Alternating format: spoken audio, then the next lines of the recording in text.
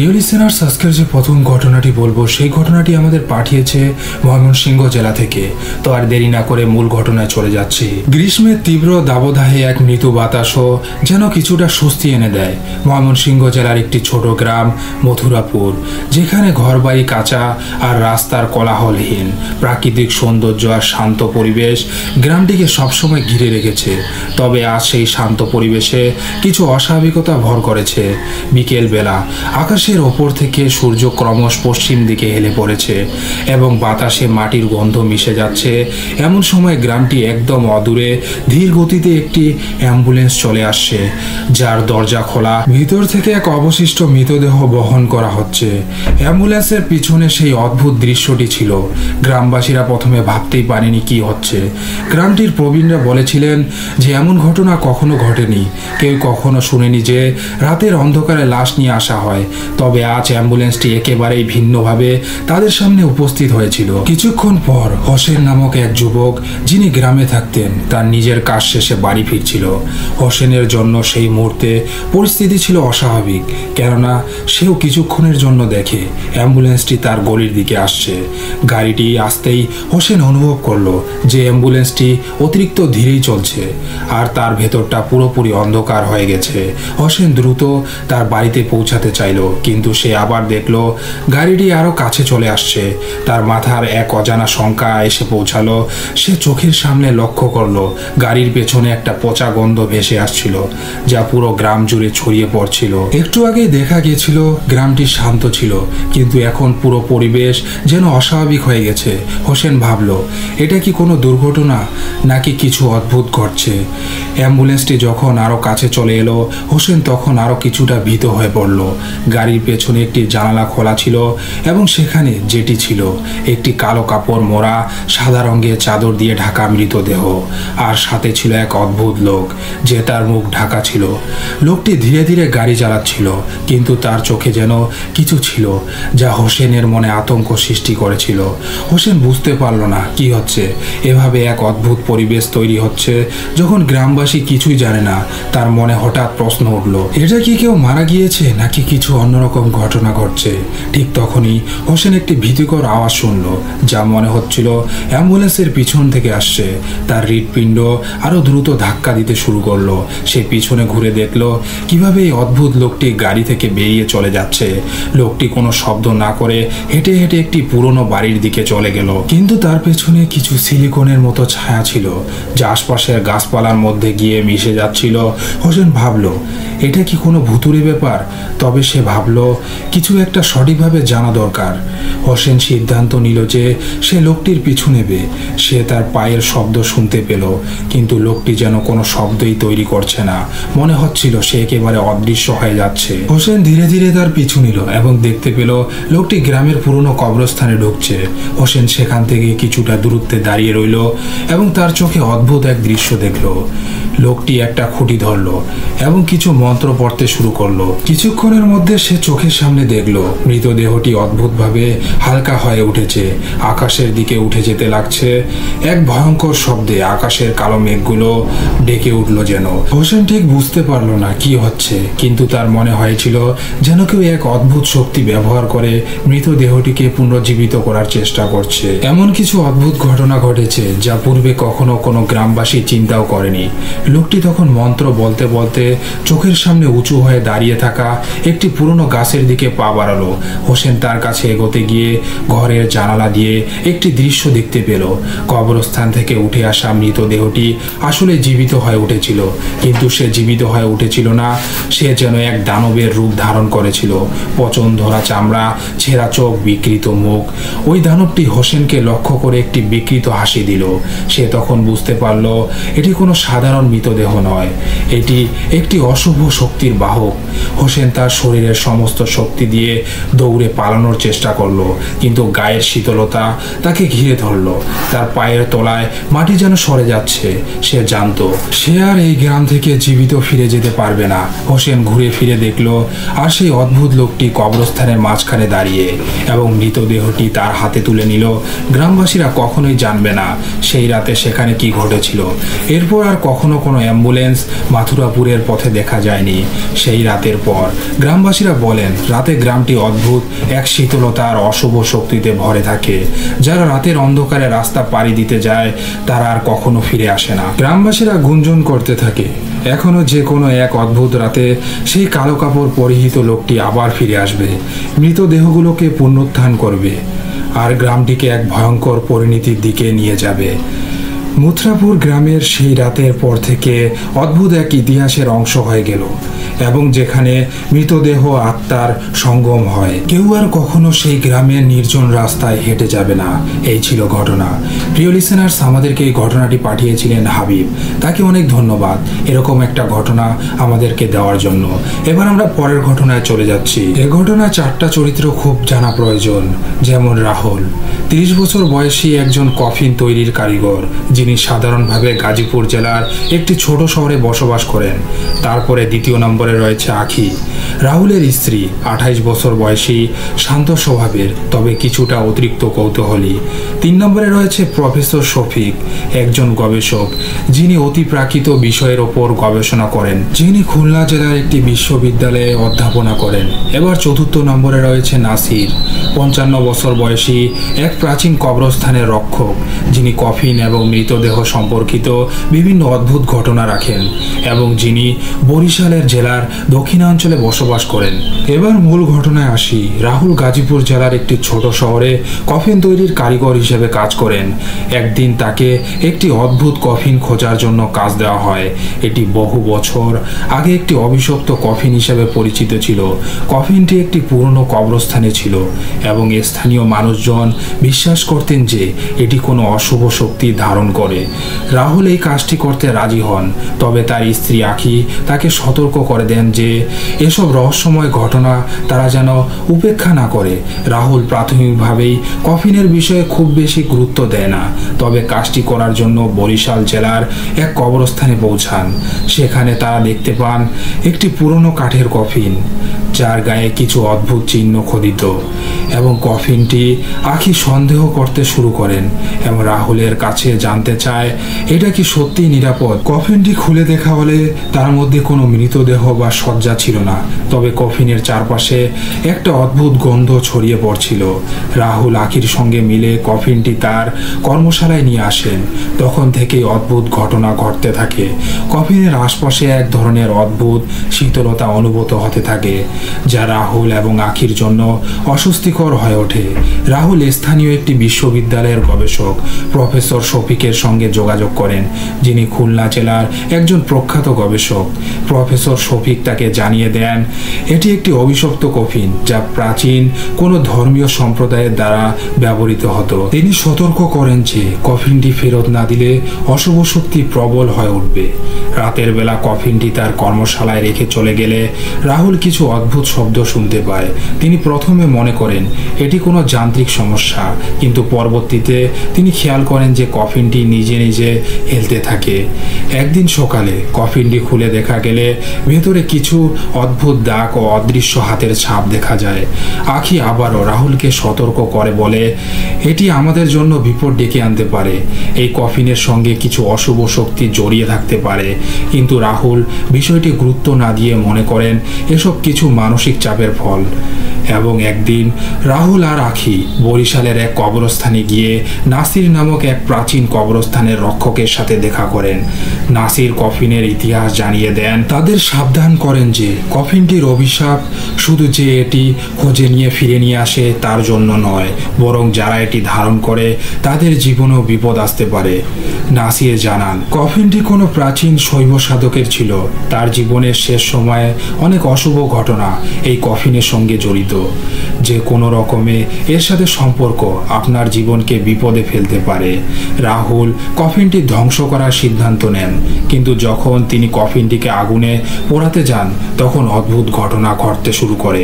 আগুন কফিনের গায়ে কোনো প্রভাব ফেলতে পারে না, এমনকি রাহুলের শরীরে অদ্ভুত শক্তির আক্রমণ অনুভূত হতে থাকে। কফিনটি ক্রমশ এক ভয়ঙ্কর প্রাণী হয়ে উঠতে থাকে, যেটি তাকে শারীরিক ও মানসিকভাবে আক্রমণ করতে থাকে। রাহুল কফিন কফিনটি আবার গাজীপুরের শহরের কাছে এক পুরনো কবরস্থানে ফেরত দেয়। তবে সবকিছু অদ্ভুতভাবে শান্ত হয়ে যায়।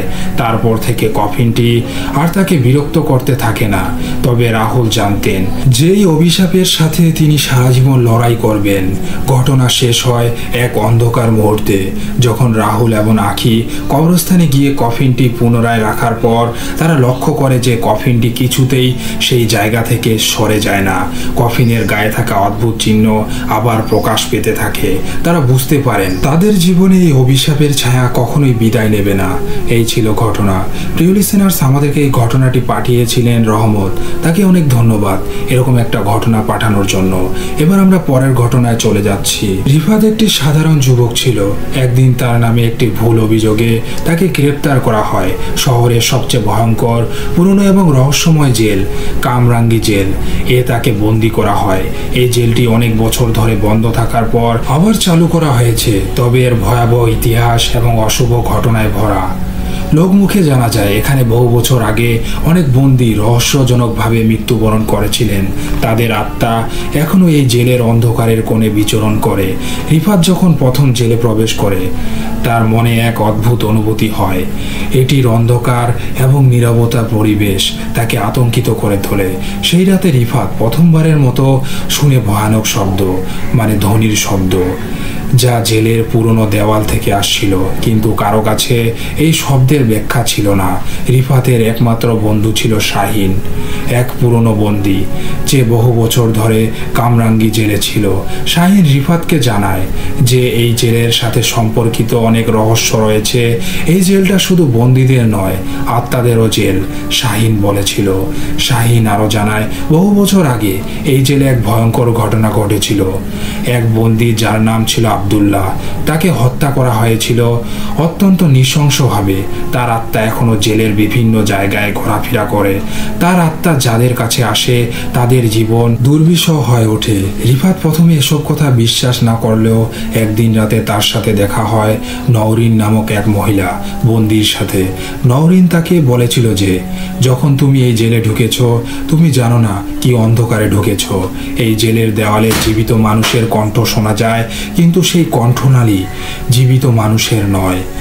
এক রাতে রিফাত তার কক্ষে একা ছিল। রাতের গভীর নীরবতা ভেঙে ওঠে একটি হালকা হাসির শব্দ দিয়ে। তার প্রথমে মনে হয় হয়তো এটি তার কল্পনা মতো, কিন্তু কিছু সময় পরেই সে শুনতে পায় কক্ষের কোণ থেকে একজন নারীর কান্নার শব্দ। ভয় পেয়ে রিফাত কক্ষের চারপাশে তাকায়, কিন্তু কিছু দেখতে পায় না। তবে ঘরের জানালার পাশ থেকে কিছু অন্ধকার ছায়া বের হতে থাকে। এক সময় রিফাত মনে করে শাহিনের কথা। সে শাহিনকে খুঁজে বের করার সিদ্ধান্ত নেয়। শাহিন তাকে বলে এখানে কোনো সাধারণ আতঙ্ক নয়, এখানে সত্যি অশুভ শক্তি রয়েছে যে বন্দি মানুষের আগে পাগল হয়ে যায়। তার আত্মা এই জেলের ভিতরে বন্দি থাকে। শাহিন তাকে সাবধান করে দেয় যে তুমি যদি এটা অগ্রাহ্য করো তাহলে তুমি কখনোই মুক্তি পাবে না। রিফাত এবং শাহিন একদিন রাতে জেলের এক নির্জন অংশে গিয়ে দেখতে পায় যে কিছু অদ্ভুত আলোর ঝলকানি ঘটছে। তারা সেই আলো অনুসরণ করে, যা তাদের এক পুরনো কক্ষে নিয়ে যায়। সেখানে তারা দেখতে পায় এক বিশাল কফিন, যার চারপাশে লাল রঙের রহস্যময় চিহ্ন আঁকা। কফিনের ওপরে লেখা ছিল এখানে যাদের কবর দেওয়া হয় তারা চিরকাল এই জেলের সাথে বাঁধা থাকে। শাহিন তখন রিফাতকে সতর্ক করে দেয় এটি আব্দুল্লাহর কফিন এবং তার আত্মা এখানেই বন্দি। সে এখন আমাদের ওপর প্রতিশোধ নিতে চাইবে। ঠিক তখনই কফিনটি খুলে যায়।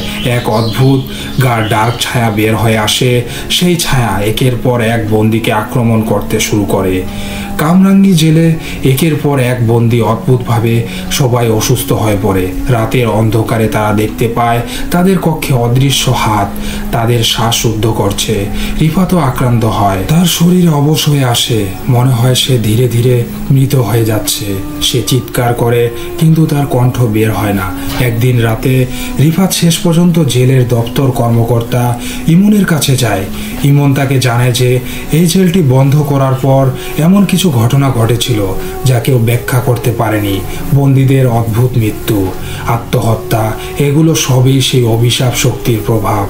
ইমন রিফাতকে একটি প্রাচীন বই দেখায় যেখানে কামরাঙ্গী জেলের ইতিহাস এবং এর অভিশাপের কথা লেখা ছিল। বইতে লেখা ছিল যে কোনো বন্দী যে একবার এই জেলে বন্দী হয় তার কোনোদিন মুক্তি মিলবে না, তাদের আত্মা এখানে বন্দী হয়ে যায়। রিফাত বুঝতে পারে যে জেল থেকে মুক্তি পাওয়ার জন্য তাকে শুধু নিজের জীবনের লড়াই নয়, বরং জেলের অভিশপ্ত আত্মাগুলোর বিরুদ্ধে লড়াই করতে হবে। এক রাতে রিফাত শেষ পর্যন্ত সাহস করে আবদুল্লাহের আত্মার সামনে দাঁড়ায়। সেই ভয়ের পরিপ্রেক্ষিতে এক ভয়াবহ লড়াই শুরু হয়, কিন্তু শেষ পর্যন্ত রিফাত উপলব্ধি করে যে জেল থেকে পালানোর কোনো উপায় নেই।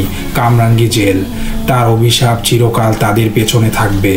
শেষ পর্যন্ত রিফাত কামরাঙ্গী জেলের সবচেয়ে ভয়াবহ চিহ্ন হিসাবে পরিণত হয়। কক্ষে তার কণ্ঠের আওয়াজ আর শোনা যায় না, তার অস্তিত্ব অদৃশ্য হয়ে যায়। কামরাঙ্গী জেল এখন সম্পূর্ণরূপে অভিশপ্ত এবং সেখানে যারা বন্দী রয়েছে তাদের জীবন শুধুমাত্র শ্বাসরুদ্ধ হওয়ার মতো ভয়ানক। এক নিঃশেষকরণের দিকে এগিয়ে চলে। ঘটনা শেষ হয় এই প্রশ্নের মাধ্যমে, কিছু লোক কি কখনো জানবে কামরাঙ্গী জেলের অভিশাপ থেকে বের হতে হয় কিভাবে? এই ছিল ঘটনা। প্রিয় লিসেনার্স, আমাদেরকে এই ঘটনাটি পাঠিয়েছিলেন নয়ন, তাকে অনেক ধন্যবাদ। প্রিয় লিসেনার্স, এবার আমরা পরের ঘটনায় চলে যাচ্ছি। রাহুল এবং সুমনা তাদের শিফট শুরু করতে প্রস্তুত। শহরের সবচেয়ে ব্যস্ত হাসপাতালে তারা কর্মরত। আজ রাতের শিফট অন্য দিনের মতো শুরু হয়েছিল, শান্ত, একঘেয়ে, কিছুটা ক্লান্তিকর, কিন্তু যেন মুহূর্তে তাদের ফোনে একটি নতুন জরুরি কল আসে। তাদের রাতটি একেবারেই বদলে যায়। একটি মর্মান্তিক দুর্ঘটনার খবর পাওয়া যায় যেখানে এক ট্রাকের সাথে দুটি গাড়ির সংঘর্ষ ঘটেছে। অ্যাম্বুলেন্সটি দ্রুত ঘটনাস্থলে পৌঁছায়। বিশাল এক দুর্ঘটনার দৃশ্য, গাড়ি ক্ষতিগ্রস্ত, অংশ ছড়িয়ে রয়েছে রাস্তার পাশ জুড়ে। অসীম এবং রাশিদ দুজনে মারাত্মকভাবে আহত, অ্যাম্বুলেন্সে তোলার জন্য প্রস্তুত, এবং রাহুল তার অভিজ্ঞতার মাধ্যমে একে একে আহতদের প্রাথমিক চিকিৎসা দিয়ে অ্যাম্বুলেন্সে তুলে নেয়। অসীম একজন পুরুষ যার মাথা গুরুতর আহত হয়েছে, অচেতন অবস্থায়। রাশিদ অন্যদিকে শ্বাসকষ্টে ভুগছিল, কিন্তু তিনি কিছুটা সচেতন ছিল। রাহুল ও সুমনা একে অপরের দিকে চেয়ে হতভম্ব হয়ে পড়েন। অসহায় দুটি জীবন তাদের হাতের কাছে, এবং অ্যাম্বুলেন্সটি হাসপাতালের উদ্দেশ্যে রওনা দেয়। তবে রাস্তায় কিছু অস্বাভাবিক ঘটনা ঘটতে শুরু করে। প্রথমে সাইরেনটি বন্ধ হয়ে যায়, যদিও রাহুল জানেন যে তিনি কিছু পরিবর্তন করেননি। এরপর সুমনা দেখে তার সিটের পাশে একটি চিহ্ন, একটি অদ্ভুত ছায়া যা ভেসে যাচ্ছে, কিন্তু কোনো শরীর বা আত্মা নেই।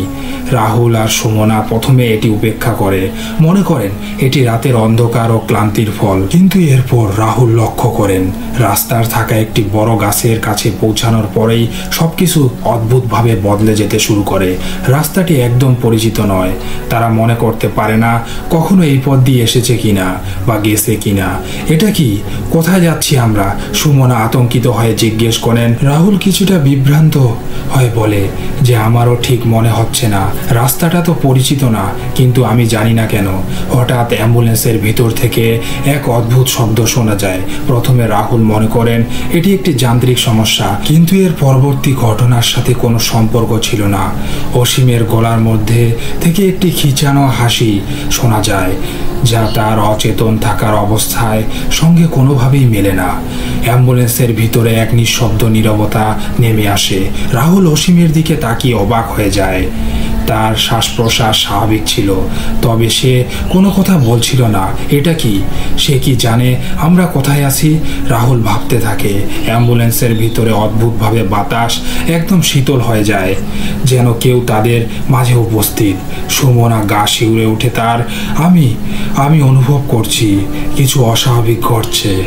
এক সময় রাহুল অ্যাম্বুলেন্স থামানোর সিদ্ধান্ত নেন, কারণ তার সামনে এক পুরনো বাড়ি এসে দাঁড়ায় যেখানে পুরো এলাকা অন্ধকারে ঢেকে গেছে। সুমনা দ্রুত গাড়ির জানালা দিয়ে বাইরে তাকিয়ে বলে, এটা কোথায়? আমি তো জানি না এই জায়গা। রাহুল এবং সুমনা অ্যাম্বুলেন্স থেকে নেমে যাওয়ার সিদ্ধান্ত নেন, কিন্তু তারা বুঝতে পারেন এই বাড়ির সামনে পৌঁছানোর পর তারা আর কখনো বের হতে পারবেন না। যখন তারা ফিরে আসেন তখন অ্যাম্বুলেন্সটি অদ্ভুতভাবে চলতে শুরু করে, কিন্তু তারা জানেন না কিভাবে এটি চলে। অ্যাম্বুলেন্সের ভিতরে হঠাৎ অসীমের চোখ খুলে যায়, তার চোখ জল করতে থাকে, সে গলাতে অদ্ভুত শব্দ করতে থাকে, তোমরা আসবে, আবার আসবে। সুমনা চিৎকার দিয়ে ওঠে, কিন্তু রাহুল কিছু বলতে পারে না। তারা বুঝতে পারেন যে অসীমের মৃত্যু হয়েছে, কিন্তু তার মধ্যে কিছু অদ্ভুত শক্তি থেকে যাচ্ছে। তার শরীরের অবস্থা যেন এক অলৌকিক রহস্যের অংশ হয়ে উঠেছে।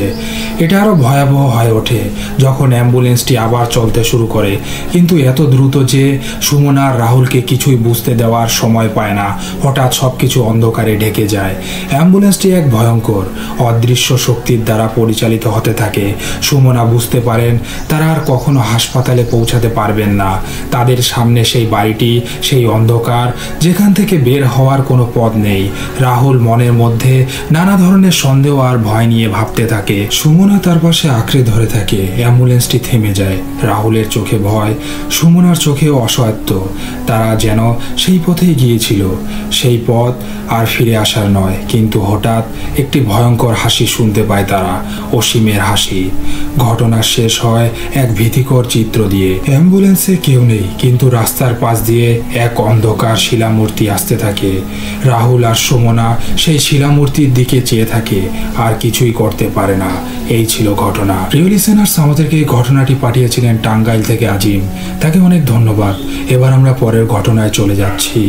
রাতের অন্ধকারে শহরের এক পুরনো এবং নির্জন রাস্তা, যেখানে আলো একে একে নিভে যায়, সেখানে এক অদ্ভুত ঘটনার সূত্রপাত হয়। এই রাস্তা শহরের অদূরে ছিল, আর এর আশপাশে ছিল অনেক পুরনো বাড়ি, যেগুলোর মধ্যে বাতাসে এক অদ্ভুত গন্ধ ছড়িয়ে থাকত।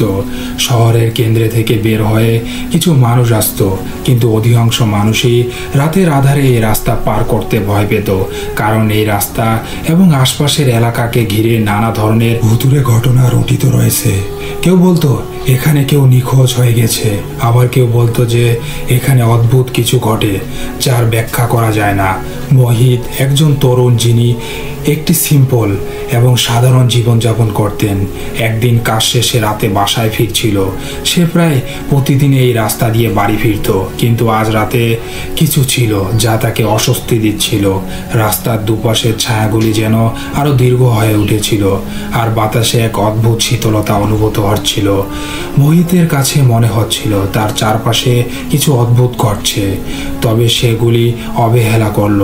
যতটা দ্রুত সম্ভব সে হাঁটছিল, কিন্তু হঠাৎ তার চোখে পড়ল একজন লোক, যিনি কালো কাপড় পরিহিত।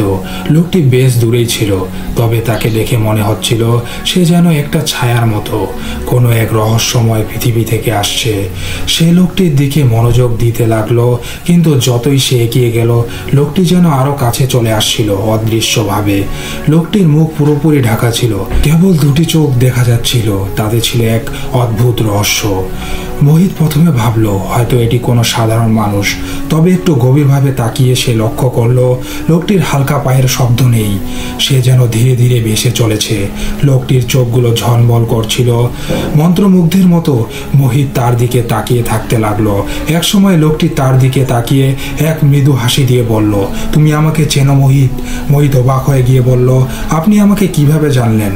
লোকটি মৃদু হাসলো, আর যেন কোনো অপ্রাকৃত শক্তি ব্যবহার করে বলল, তোমার ভাগ্য আজ রাতেই শেষ হবে। মোহিত দেহ যেন অসাড় হয়ে গেল। সে কিছু বলার চেষ্টা করছিল, কিন্তু কণ্ঠ বের হচ্ছিল না। তার পুরো শরীর যেন অবশ হয়ে গিয়েছিল। সেই লোকটি ধীরে ধীরে তার পাশে চলে এলো, আর তার আশপাশের এক অদ্ভুত শীতলতা সৃষ্টি হতে লাগলো। লোকটির চোখ থেকে এমন ডার্ক শক্তির ঝলক বের হতে লাগলো, যা মোহিতকে ভয়ানক আতঙ্কে ফেললো। তুমি কি পালানোর চেষ্টা করবে? লোকটি আবার বলল, এটা তোমার শেষ রাত। পালাবার চেষ্টা করলেও আমি তোমাকে পাবো। মোহিত কোনো রকমে ঘাড় ঘুরিয়ে দেখতে গিয়ে দেখলো লোকটির পেছনে কিছু অদ্ভুত ছায়া তৈরি হচ্ছে, যেন এর সাথে আরো কিছু অশুভ শক্তি জড়িত। তার শরীর পুরোপুরি অবশ হয়ে গিয়েছিল। সে কেবল মনে করেছিল এই লোকটা কে এবং কিভাবে তার নাম জানে। সে বুঝতে পারছিল না এক মুহূর্তের মধ্যে তার জীবনে কিভাবে এই রহস্যময় ঘটনার সূত্রপাত হলো। লোকটি এবার আরো কাছে চলে আসে, তার চোখের জ্যোতি যেন আরো তীব্র হয়ে উঠেছিল। এই পৃথিবী তোমার জন্য আর ভালো নয় মোহিত, লোকটি বলল। তুমি জানো না তোমার আসল পরিচয় কি? একথা বলার সাথে সাথে এক অদ্ভুত চঞ্চলতা অনুভূত হতে লাগলো। মোহিত নিজেকে আরো দুর্বল এবং অক্ষম মনে করতে লাগলো, যেন কিছু অদৃশ্য শক্তি তার উপর আক্রমণ করছে। সেই শক্তি তার শরীর থেকে সব শক্তি একে একে শুষে নিচ্ছে।